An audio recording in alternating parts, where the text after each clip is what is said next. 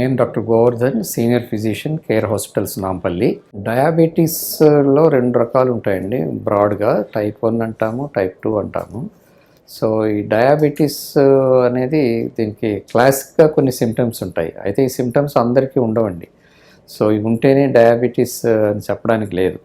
So, ఎక్కువగా ఈ diabetic పేషెంట్స్‌లో weight loss, ఎక్కువగా దాహం కావడము, ఎక్కువగా ఆహారం ఆకలేయడము, ఎక్కువగా ఆకలేసి ఎక్కువ తిన్నా కానీ బరువు తగ్గిపోవడము, యూరిన్ ఎక్కువగా నడవడము. సో, ఇలాంటివన్నీ కూడా టిపికల్ సింప్టమ్స్ అనమాట.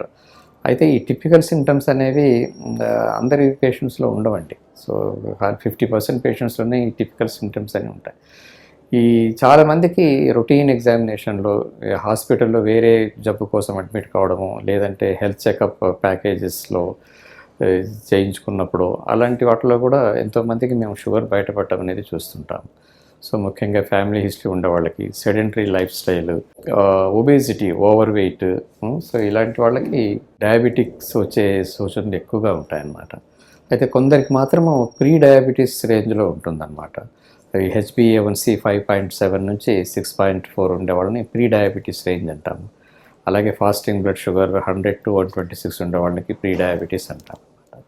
సో, అలాగే సో ఈ ప్రీ డయాబెటీస్ రేంజ్లో ఉండే వాళ్ళకి మనం డయాబెటీస్ ఆన్సెట్ని పోస్ట్‌పోన్ చేయవచ్చు అనమాట.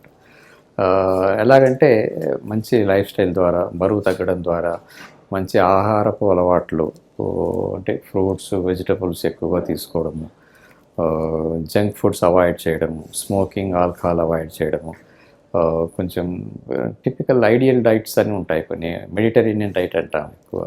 ఇది ఫ్రూట్స్, వెజిటబుల్స్, ఈ ఆలివ్ ఆయిల్ వాడటం ఒకటి, అన్‌ప్రాసెస్డ్ ఫుడ్స్,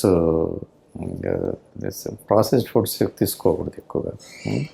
సో, ఇట్లాంటి ఆహార నియమాలు, regular exercise, regular physical activity, at least 150 minutes in a week.